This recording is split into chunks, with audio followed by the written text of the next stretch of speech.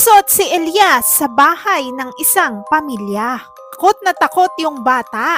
Isang umaga kasi ay kumatok siya sa bahay ng mga mundragon. Nung hindi siya pagbuksan ay sinira niya ang pintuan. Nagalit ang padre de pamilya sa ginawang ito ni Elias.